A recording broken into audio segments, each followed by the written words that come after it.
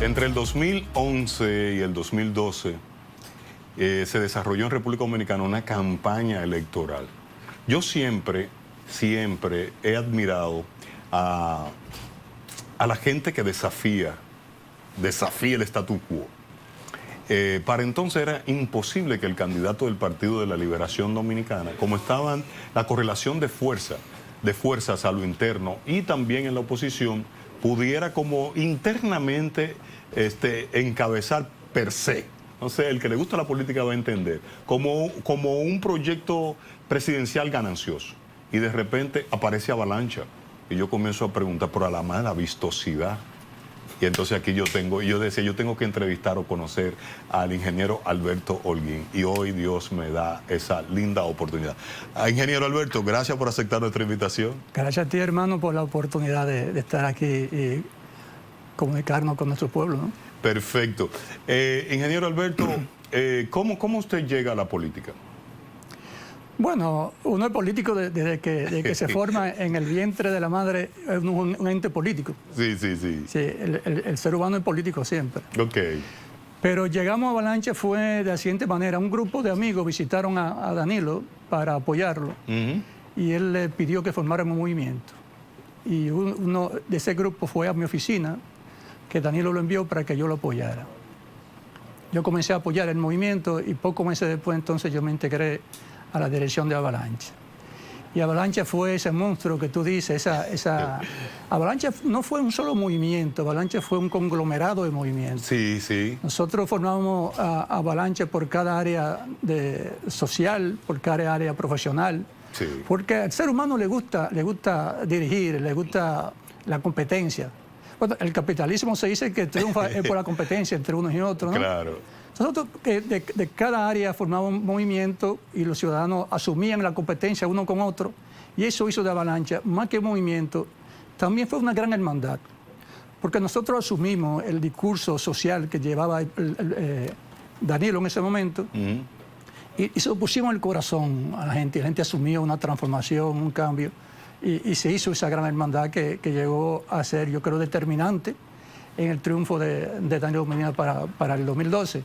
Avalancha fue el primer movimiento, fue el que inició las actividades de Danilo. Cuando Danilo comenzó, se lanzó ya como precandidato.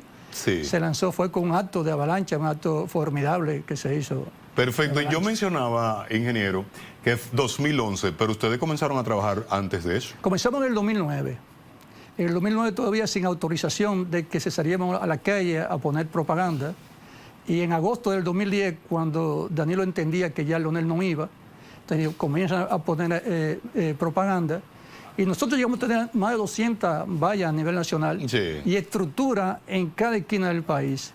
Danilo me decía, Holguín, donde quiera que yo me muevo en cada esquina del país y aún fuera del país, veo gente nueva y motivada con este movimiento formidable que tú has hecho. A veces me decía Danilo que Avalancha estaba compitiendo con el PLD. Pero por mucho. Sí. Perdón, no se pongan guapos los PLDistas, pero por mucho. Si yo no quería ser PLDista, me metí en Avalancha. En Avalancha, sí. O no me metía, porque eso sonó feo. Me inscribía en Avalancha, o me organizaba en uno de los movimientos de Avalancha. Yo diría, llevaba el corazón, porque yo siempre decía, está ahí el corazón, que el ser humano es importante cuando pone el corazón en algo. Sí. Eso lleva lo que es una transformación. Perfecto. Me dicen que tu pensamiento es muy marxista, es socialista. Me lo contaron gente que están cerca de ti, que te aprecian mucho y que yo cogí colita en amistad con ellos. ¿Es cierto? ¿Tú pasaste por Pacoredo, por Línea Roja? Yo estuve en Línea Roja, por los Corcatos. En Línea Roja y sobre todo en UNER, que era el movimiento estudiantil de Línea Roja. Pero yo creo mucho en el humanismo. El humanismo está por encima de las manos políticas. Perfecto. No importa izquierda, no importa derecha. Lo importante es luchar para que todo el mundo todo ser humano tenga una vida digna. De eso se trata, de humanidad. Está por encima de cualquier ideología. Si tú le dices a un ser humano, yo soy izquierdista, ya tiene una parte en contra. Sí. Si dice soy derechista, ya tiene una parte en contra. Pero yo creo que lo que nos une a nosotros es la condición humana. Y de eso se trata ahora para el 28. Sí. ¿Qué hacemos nosotros en el 28 con un país que no va bien? Si lo que nosotros hemos construido como sociedad hasta este momento no va bien. Tenemos nosotros una pobreza que ronda el 70%.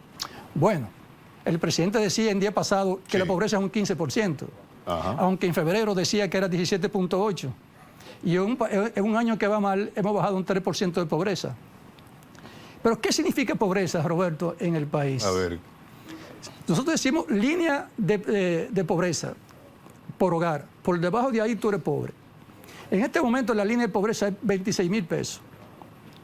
Si un hogar le entra menos de 26.000 pesos a la casa, entonces tú eres pobre. Así es. Y en eso tenemos 15% en esto, aunque en febrero eran 18. El segundo quintil que mide el Banco Central es 48.000 pesos, la canasta familiar. Sí, déjame seguirte por esta idea. Dale, dale. Por esta idea.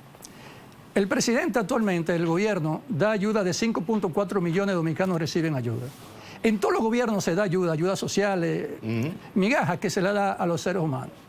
Si tú tienes en tu hogar un ingreso de 22.000 pesos y te dan 5.000 pesos de ayuda, aún sea con los alimentos en las escuelas, Sí. ya tú llegas hasta 27 y ya tú no eres pobre. Y entonces aquí viene cuáles son las clases sociales que tenemos por ingreso. Las que conocemos todo el mundo. Conocemos el pobre, clase media y clase alta. Sí. Si tú tienes, entonces el pobre es un 15%. El clase media es un 30-35%, llegamos a 50%. Sí. Y el rico es un 2%, un 3%, llegamos a 53%. Entonces, ¿qué pasa con el 47% del dominicano? Eso es lo que hacen los presidentes, de dar ayudas sociales, migajas al ser humano, para pasarlo en la línea de pobreza. Pero entran en una clase social que nadie conoce. Y yo te invito a ti, tú que entrevistas a mucha gente, Sí. a que tú le preguntes qué pasa con la gente cuando el gobierno lo saca de la pobreza. Van entonces a vulnerables. Y ahí está el 45, 47, 48% del dominicano. Por eso la pobreza ronda cerca de un 70%. Ya. Nosotros como sociedad, en todo este tiempo que tenemos, todavía tenemos una pobreza que ronda el 70%. Eso no puede ser, Roberto. No. Es imposible que nosotros lleguemos y que sigamos en este modelo de negocio que no nos lleva a ningún lado. Nosotros tenemos dos problemas sociales fuertes. Dos delincuencias fuertes nosotros tenemos. Una que casi nunca se le pone la mano, que es con el manejo del presupuesto, la corrupción. ¿Y por dónde anda la corrupción de nosotros? El gobierno invierte cada año cerca de 3.000 millones de dólares. Es la inversión total que hace el gobierno. Es un informe del Banco Mundial de hace unos años. Decía que se pierde de un 4 a un 6% del presupuesto, del PIB se pierde en corrupción. Eso es de 5 a 7.000 millones de dólares que se pierde. De 2 a 3 veces lo que se invierte. Es imposible que un país camine hacia el desarrollo en base a esto. A veces nosotros sentimos que estamos avanzando, y nosotros sí, que somos una clase privilegiada y vivimos en el centro de la ciudad. Porque vivimos de espalda a esos barrios nosotros, donde está entonces la otra delincuencia. Tenemos la delincuencia del político que se aprovecha de los recursos públicos y la delincuencia de los muchachos en los barrios. Cada año se matan en el país más de 200 muchachos. ¿Se matan? La policía mata más de 200 muchachos cada año porque son delincuentes. Y yo siempre digo, cualquier cristiano se alegra de que maten a un muchacho de eso. Porque maten a un hombre serio, que maten a un delincuente. Pero es un padre, es un hijo, es un amigo, es un vecino. Matamos a nuestros muchachos, pero no matamos la fábrica, matamos el producto. Esos muchachos, nosotros como sociedad, tú y yo y el pueblo dominicano, lo ha hecho así, lo ha fabricado como tal. Y yo me pregunto, Roberto, ¿por qué no desbaratamos la fábrica? ¿Por qué esa masa de dominicanos que no tienen oportunidad, no creamos una condición para eso? Yo creo que de eso se trata el 28. Nosotros hoy en Avalancha estamos participando con Objetivo 28, que ustedes entrevistaron hace poco a Domingo, con tres acá, que estamos juntos. Y a Charlie Núñez. Y a Charlie Núñez. Y estamos participando con muchísimos grupos sociales y movimientos y partidos pequeños, tratando de hacer una coalición democrática, que podamos hacer una transformación radical en este país. Yo digo que una revolución social. ¿Ustedes van a hacer una revolución social? Pero una revolución de amor y solidaridad. Okay. Una revolución tranquila y silenciosa. No como la de Fidel Castro. No, una revolución de amor para llevarle a cada ciudadano una vida digna. Cada ser humano, y creo que nos une a nosotros. Tú preguntas a cualquier pobre, para no decir izquierda, cualquier pobre, cualquier clase media, cualquier intelectual, no importa las ideas que tenga. Y pregunta al más rico del país, al empresario mayor del país, ¿qué tú quieres del país? Y todos coincidimos en algo. acabar con la corrupción y que todo el mundo tenga una vida digna. Y usted entonces, Avalancha se suma a Objetivo 28. Nos estamos sumando a Objetivo 28 y nos estamos sumando a una infinidad de movimientos sociales que están saliendo. Para sacar al desgobierno del PRM. Para transformar el país. No se trata solamente del gobierno del PRM, se trata de qué hacer en el 28. Okay. Sí, vamos a volver otra vez al mismo modelo de gobierno, sí, donde se pierde tanto dinero de la corrupción. Necesitamos transparencia. Con transparencia es eficiencia. Eficiencia de los recursos públicos. Okay. Y a mi entender, la corrupción se quita así de fácil, Roberto. ¿Cómo? Dígame. ¿Dónde se sustenta la corrupción? Primero con el empleo público. Sí. Yo te digo, tú me nombras a mí en obra pública y yo te encuentro a ti en obra pública y yo tengo el poder de votarte. Tal vez porque tú no eres mi partido. Sí. Tengo el poder para quitarte tu empleo. Porque tal vez tú no obedeces una orden mía. No es la peor perversidad que se le puede hacer a un ser humano que para tenga su comida, para que tenga un trabajo, tengan que votar por ti para que tú lo pongas cuando llegue al gobierno. ¿No es también parte de la corrupción que yo te invite a ti que me apoye al gobierno, que te voy a dar un empleo en el gobierno? No te estoy comprando tu conciencia y tu forma de pensar. Y no es la peor esclavitud que tú puedas hacer a un ser humano que tú le quites su forma de pensar, que no le tenga libertad para elegir lo que él cree que debe elegir, que debe elegir por su comida. ¿Cómo se hizo en Estados Unidos para quitar el empleo en manos del político? El clientelismo. 1881, Garfield, candidato republicano, le ofrece un empleo a un compañero y 3 meses después el compañero no lo recibía nadie. Sí. Se compró un revolvito, encontró al presidente entrando al metro, le dio 2 tiros y 2 meses después el presidente murió. Entonces en el 82 se creó la ley Pendleton, quitándole el poder al funcionario, al servidor público. Aquí usamos funcionario, que casi huele a ladrón cuando usamos la palabra funcionario. Pero a ese empleado público que tiene un poder sobre empleomanía, sí, y incluso al presidente se le quitó el poder para nombrar el empleo público. Yo creo que nosotros tenemos que formalizar el empleo público. La ley de administración pública, o sea, empleados de carrera, pero eso no se cumple. No se cumple y además, Roberto, es tú darle... Ni siquiera el PLD que fue que le impulsó. Pero es tú darle otra vez a un ser humano el poder para decidir quién sea el que queda en carrera. Lo que se usa para conveniencia política también. No puede ser. Lo que debemos hacer como sociedad Porque eso está como medio quimérico. No es quimérico, es fácil de hacer. Solamente necesitamos una cosa. ¿Qué necesitamos? Que todos asumamos que debemos cambiar este país. Es el país nuestro que se nos está yendo a la mano. Yo te digo, ¿cómo lo hacemos nosotros para formalizar a los empleos públicos? Usar las instituciones de soporte a la sociedad como las instituciones académicas. Sí. Tú le puedes decir a obra pública, diséñame la obra, a la UAS, diséñame la obra pública que el país necesita. Y te diseña la obra pública del futuro con su organigrama y su definición de funciones. La UAS se encarga de elegir los empleados con currículum, sin nombre, para no repetir lo que hacen los partidos. Sí. Porque repetiríamos entonces lo que hacen los partidos. Sí. Y se eligen dominicanos por su condición para entrar en el gobierno. Entonces ya un político no puede ni nombrar, ni puede votar, ni darle órdenes contrarias a su deber a un servidor público. Ahí comenzamos nosotros a cambiar la administración pública. Sí. Y con el funcionario. ¿Cuál es el poder que tiene el funcionario de corromperse? Aparte de darle orden al empleado. Si a ti te ven en obra pública 100 millones de pesos, me nombran a mí, entonces yo tengo poder para subyugarte. Sí. Te hago rico o te hago pobre. Así es. No lo que sucede en este gobierno, en el anterior y en todos atrás del pasado. Así es. Tenemos que cambiar eso. ¿Cómo se hace eso? Si tú trabajas un año en el gobierno, haces una obra, da un servicio, es porque tú estás en la ley de presupuesto. Sí. El dinero está disponible para ti como si fuera un empleado público, como una nómina. Entonces, hay que pagarte de manera normal por los instrumentos que tenemos tecnológicos, pagar, porque tú diste el servicio según el presupuesto. Entonces, si el funcionario no tiene poder para decidir lo que tú cobras, entonces no tiene poder para subyugarte y pedirte dinero. Cambiamos la corrupción totalmente. Entonces, podemos hacer un gobierno eficiente. Entonces, con transparencia y planificación podemos cambiar el país. ¿Cómo cambiamos los barrios? ¿Cómo cambiamos? Los barrios. ¿Cómo? ¿Qué harían ustedes? Hacer un plan de desarrollo urbano del país, de manera que transformemos definitivamente todos los barrios.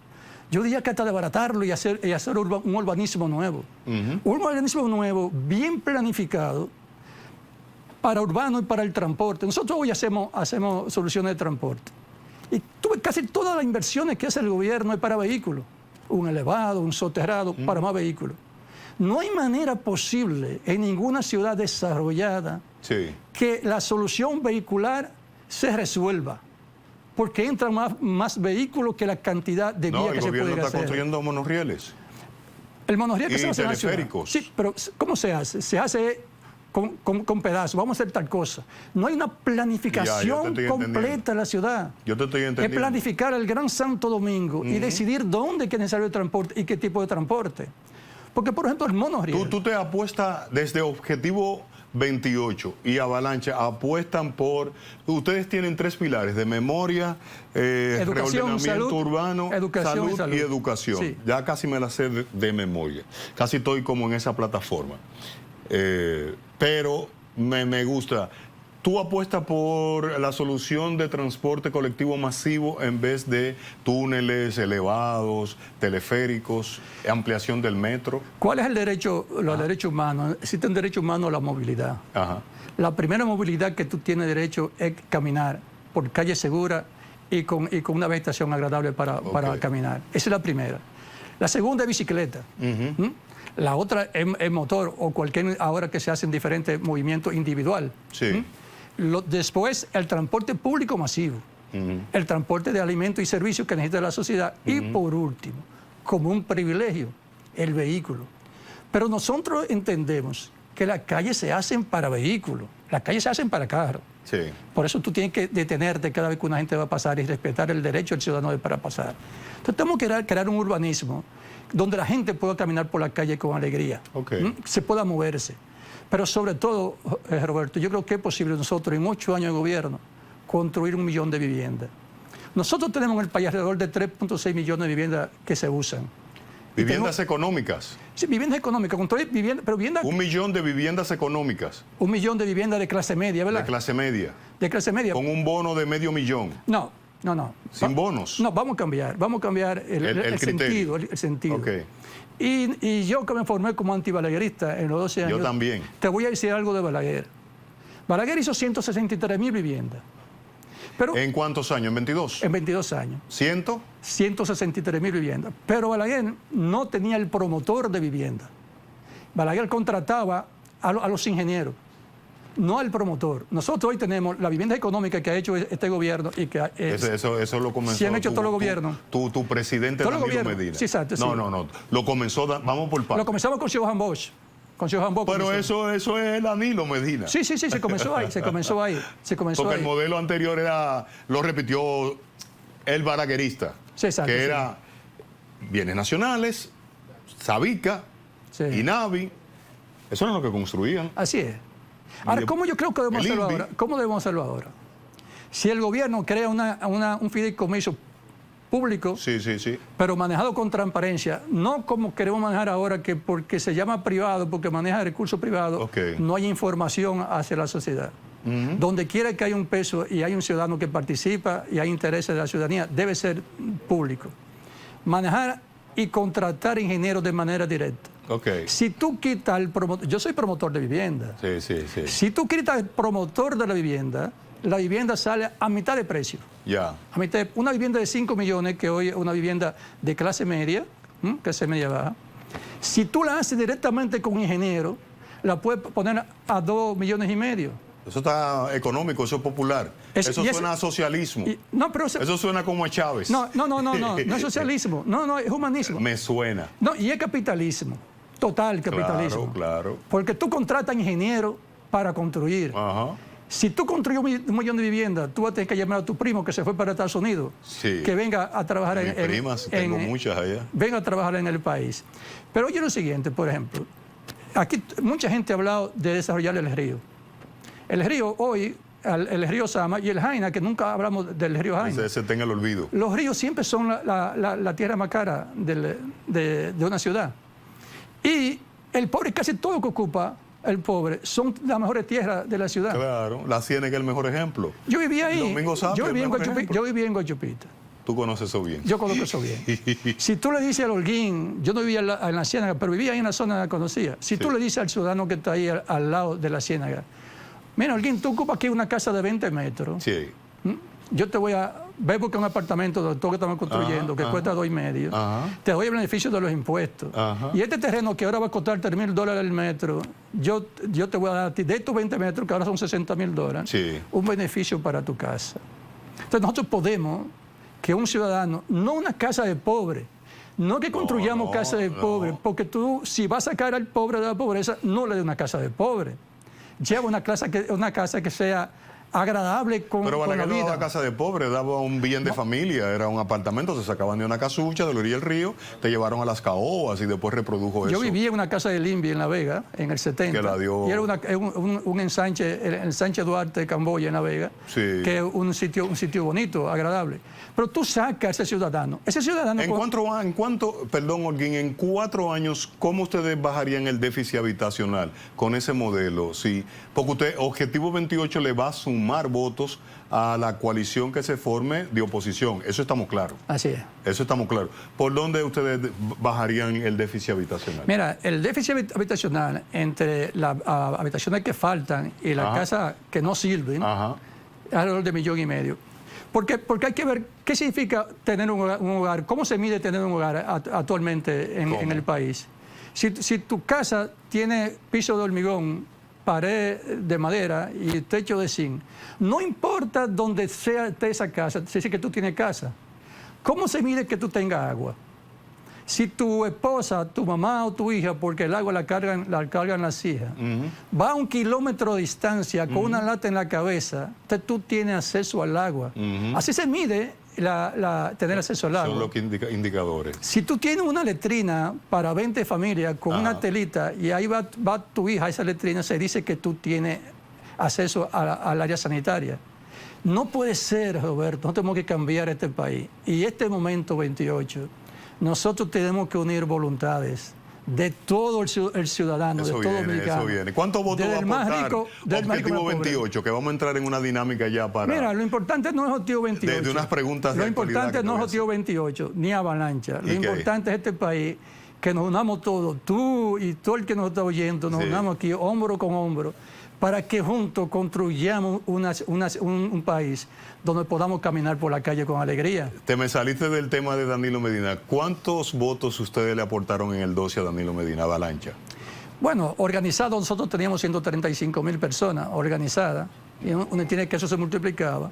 Una del aporte que nosotros hacíamos era porque todos los partidos pequeños iban donde nosotros a buscar que votáramos por él, ofreciéndome... De que préstame un par de boticos ahí. Ofreciéndome una gran parte de lo que debe la Junta para Perdona que yo me río así porque yo me lo gozo la política. Para que mande a votar por él.